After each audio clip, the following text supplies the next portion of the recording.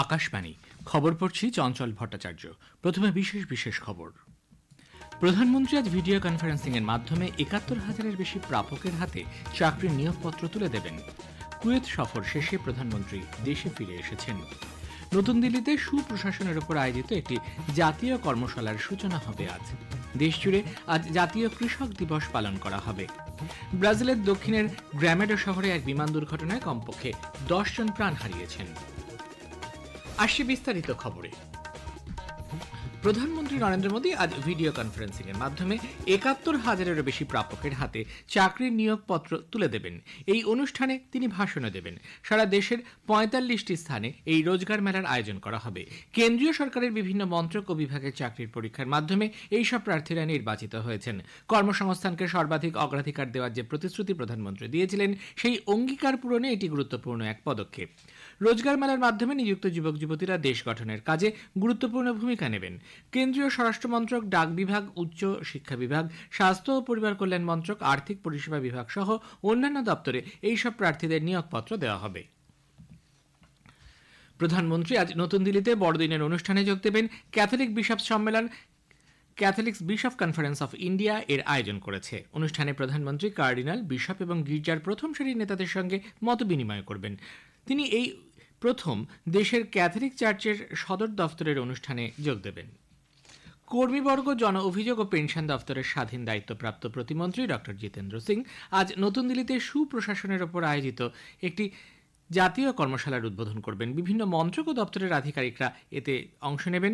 Doctor Singh চতুর্থ পর্যায়ের স্বচ্ছতা অভিযানে গৃহীত পদক্ষেপগুলির মধ্যে বাছাই করা কয়েকটি উদ্যোগের বিষয়ে প্রচার সংক্রান্ত এক প্রদর্শনীরও উদ্বোধন করবেন। প্রতি বছর ১৯ থেকে ২৫শে ডিসেম্বর স্বচ্ছতা সপ্তাহ আয়োজন করা হয়। এরই অঙ্গ হিসেবে আজকের এই কর্মশালা। কুয়েতে এক সফল এবং ঐতিহাসিক সফর শেষ করে প্রধানমন্ত্রী নরেন্দ্র মোদী দেশে ফিরে এসেছেন।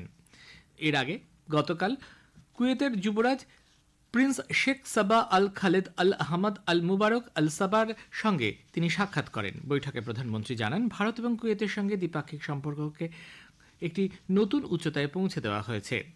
এবছর সেপ্টেম্বর মাসে রাষ্ট্রসংঘের সাধারণ পরিষদের অধিবেশনের ফাঁকে যুবরাজের সঙ্গে তার সাম্প্রতিক সাক্ষাতের কথাও তিনি উল্লেখ করেন। দ্বিপাক্ষিক সম্পর্ক সন্তোষজনকভাবে এগিয়ে চলেছে বলে উভয় নেতা সম্মত হয়েছেন এবং এই সম্পর্ককে একটি কৌশলগত অংশীদারিত্বে উন্নতি করাকে তারা স্বাগত জানান। রাষ্ট্রসংঘ এবং অন্যান্য বহুপাক্ষিক সংস্থাগুলিতে দুপক্ষের মধ্যে ঘনিষ্ঠ সমন্বয়ের উপর গুরুত্ব দেওয়া হয়েছে। কুয়েতের সভাপতিত্বে ভারত জিসিসি সম্পর্ক আরও জোরদার হবে বলে প্রধানমন্ত্রী আশা প্রকাশ করেছেন। প্রধানমন্ত্রী গতকাল কুয়েতের আমির শেখ মেশাল আল আমাদ আল জাবের আল সাবার সঙ্গে বৈঠক করেন। তারা ওষুধ, তথ্য প্রযুক্তি, ফিনটেক, পরিকাঠামো এবং নিরাপত্তার মতো গুরুত্বপূর্ণ ক্ষেত্র সহযোগিতা নিয়ে আলোচনা করেছেন। সমাজ মাধ্যমে এক বার্তায় প্রধানমন্ত্রী বলেন, ভারত এবং কুয়েতের দ্বিপাক্ষিক অংশীদারিত্ব আজ কৌশলগতভাবে উন্নীত হয়েছে।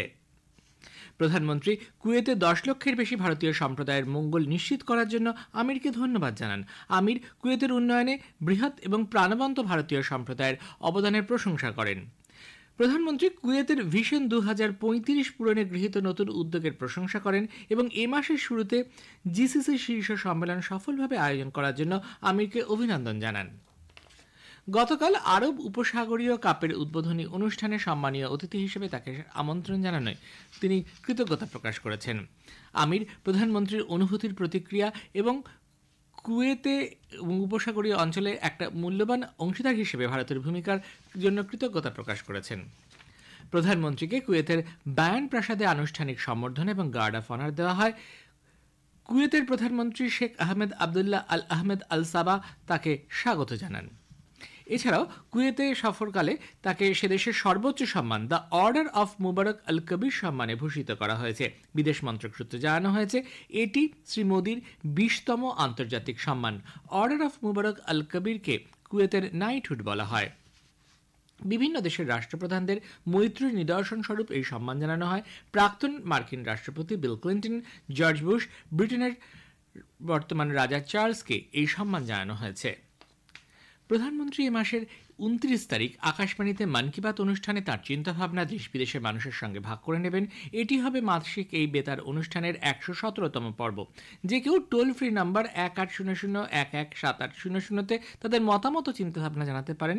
নরেন্দ্র মোদী অ্যাপ বা মাইগভ ওপেন ফোরামের মাধ্যমে অনলাইনে এ মাসের 27 তারিখ পর্যন্ত তা জানানো যাবে। এ খবর প্রচারিত হচ্ছে আকাশবাণী থেকে। আমাদের সংবাদ শোনা যাবে ইউটিউব চ্যানেল আকাশবাণী সংবাদ বাংলা, ফেসবুক ও ইনস্টাগ্রামে আকাশবাণী সংবাদ কলকাতা এবং এক্স হ্যান্ডেল এআইআর নিউজ কলকাতাতে।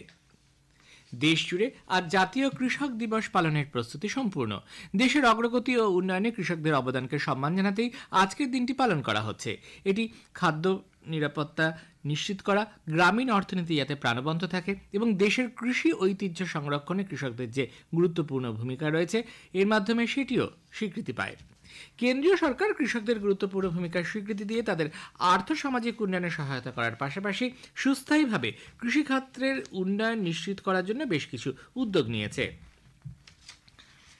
এর মধ্যে রয়েছে প্রধানমন্ত্রী কিষাণ সম্মান নিধি, প্রধানমন্ত্রী ফসল বীমা যোজনা এবং প্রধানমন্ত্রী কিষাণ মানধান যোজনা। এই প্রকল্পগুলির অধীনে কৃষকদের আর্থিক নিরাপত্তা দেওয়া হয়। কৃষিকাজে নানা ধরনের ঝুঁকি হ্রাস করে দীর্ঘমেয়াদী সামাজিক নিরাপত্তাও দেওয়া হয়। ভারতে এবছর 33,22,00,000 টন খাদ্যশস্য উৎপাদন হয়েছে, যা এক রেকর্ড। গত বছর খাদ্যশস্য উৎপাদিত হয়েছিল 32,97,00,000 টন। অসামরিক বিমান পরিবহন মন্ত্রক বিমান যাত্রী ও বিমান কর্মীদের জন্য উড়ান যাত্রী কাফে চালু করার কথা ঘোষণা করেছে। এখানে প্রয়োজনীয় খাবার ও জল পাওয়া যাবে। কলকাতার নেতাজি সুভাষচন্দ্র বসু আন্তর্জাতিক বিমানবন্দরে প্রথম এই কাফের উদ্বোধন করেছেন অসামরিক বিমান পরিবহন মন্ত্রী কে রামমোহন নাইডু। এই উদ্যোগ সফল হলে দেশের অন্যান্য বিমানবন্দরে এ ধরনের কাফে বিমানবন্দর কর্তৃপক্ষ চালু করবে। কেন্দ্রীয় স্বরাষ্ট্রমন্ত্রী অমিত শাহ গতকাল ত্রিপুরায় 668,39,00,000 টাকার 13টি প্রকল্পের শিলান্যাস করেন। সে রাজ্যের ধলাই জেলার মাসুরাইপাড়ায় এক জনসভায় ভাষণে শ্রী শাহ ব্রু সম্প্রদায়ের সমস্যাগুলি সুরাহা না করার জন্য রাজ্যের প্রাক্তন বাম সরকারের সমালোচনা করেন। তিনি বলেন, রাজ্যের বিভিন্ন জেলায় 11টি গ্রামে ব্রু বাসিন্দাদের বসতি স্থাপন করতে সরকার 900 কোটি টাকা ব্যয় করেছে। ব্রু সম্প্রদায়ের মানুষেরা বিশুদ্ধ পানীয় জল, বিদ্যুৎ সংযোগ নেই, প্রাথমিক শিক্ষার ব্যবস্থা নেই, স্বাস্থ্য পরিষেবার সুবিধার অভাব সহ অন্যান্য বিষয় থেকে বঞ্চিত হওয়ায় এতদিন নানা সমস্যার সম্মুখীন ছিলেন। বিহারের ঔরঙ্গাবাদ জেলায় মদনপুর থানা এলাকায় নিরাপত্তা বাহিনীর ওপর হামলার চেষ্টা ব্যর্থ করে দিয়েছে সিআরপিএফ ও জেলা পুলিশ। উদ্ধার হয়েছে শক্তিশালী বিস্ফোরক আইইডি। পুলিশ সূত্রে জানা গেছে, বম ডিসপোজাল কোয়াড মোট 4টি প্রেসার আইইডি নষ্ট করেছে। পুলিশ এলাকায় নকশালদের বিরুদ্ধে ব্যাপক তল্লাশি অভিযান শুরু করেছে। ইউরোপের আইসল্যান্ডে সোশ্যাল ডেমোক্রেটিক জোটের নতুন সরকার দায়িত্ব গ্রহণ করেছে। প্রধানমন্ত্রী হয়েছেন ক্রিস্টেন ফ্রাস্টাডোট্টি। তিনি সেদেশের সর্বকনিষ্ঠ প্রধানমন্ত্রী বলে সরকারি সূত্রে জানানো হয়েছে। Social Democratic alliance, liberal reform party এবং পিপলস পার্টির বিপুল জোট গত 30শে নভেম্বরে অনুষ্ঠিত আইসল্যান্ডের আইনসভা নির্বাচনে জয়লাভের পর এই জোট গঠন করে। ব্রাজিলের দক্ষিণের গ্রামেডো শহরে এক বিমান দুর্ঘটনায় কমপক্ষে 10 জন প্রাণ হারিয়েছেন। সেদেশের অসামরিক নিরাপত্তা বিভাগ সূত্রে খবর, 17 জন যাত্রী নিয়ে বিমানটি জনপ্রিয় এক পর্যটন কেন্দ্রে যাওয়ার সময় একটি বাড়ির চিমনিতে ধাক্কা মারে। এরপর আরেকটি বাড়িতে আঘাত করার পর সেটি একটি আসবাবপত্রের দোকানের ওপর ভেঙে পড়ে। সংযুক্ত আরব আমিরশাহী, সৌদি আরব সহ বেশ কয়েকটি উপসাগরীয় দেশে পাকিস্তানের অন্তত 30টি ভিন্ন ভিন্ন শহরের নাগরিকদের ভিসা দেওয়ার ওপর অনির্দিষ্টকালের জন্য নিষেধাজ্ঞা আরোপ করেছে। পাকিস্তানি নাগরিকরা বিদেশে চোরাচালান, মাদক পাচার, মানব পাচার এবং অন্যান্য ফৌজদারি অপরাধে লিপ্ত থাকার পাশাপাশি ভিক্ষাবৃত্তিতে যুক্ত হয়ে পড়ছেন বলে অভিযোগ। বিগত কয়েক বছরে এই হার উদ্বেগজনক হারে বাড়ছে। প্রতি বছর লক্ষ লক্ষ পাক নাগরিক উপসাগরীয় দেশ এবং শহর, বিশেষত দুবাই এবং আবুধাবিতে ভ্রমণ এবং কাজের সন্ধানে যান। নিষেধাজ্ঞা এবং ক্রমবর্ধমান ভিসা প্রত্যাখ্যানের পরিস্থিতির ফলে তাদের জন্য পরিস্থিতি আরও জটিল হয়ে উঠছে। আবহাওয়া বিভাগ হিমাচল প্রদেশ, জম্মু কাশ্মীর, লাদাখ, গিলগিট বালতিস্তান এবং মুজাফফরাবাদের বেশ কিছু অংশে শৈত্যপ্রবাহের পূর্বাভাস দিয়েছে। হরিয়ানা, ওড়িশা, হিমাচল সংলগ্ন পশ্চিমবঙ্গ, সিকিম, রাজস্থান এবং মণিপুরে গভীর রাত এবং ভোরবেলা কুয়াশার সম্ভাবনা আছে। মেঘালয়, নাগাল্যান্ড, মিজোরাম এবং আসামেও একই পরিস্থিতি থাকবে। শেষে বিশেষ খবর আরও একবার। প্রধানমন্ত্রী আজ ভিডিও কনফারেন্সিং এর মাধ্যমে ৭১,০০০-এরও বেশি প্রাপকের হাতে চাকরি নিয়োগপত্র তুলে দেবেন। কুয়েত সফর শেষ করে প্রধানমন্ত্রী দেশে ফিরে এসেছেন। নতুন দিল্লিতে সুপ্রশাসনের ওপর আয়োজিত একটি জাতীয় কর্মশালার সূচনা হবে আজ। খবর শেষ হলো। পরের খবর ৭টা বেজে ২৫ মিনিটে।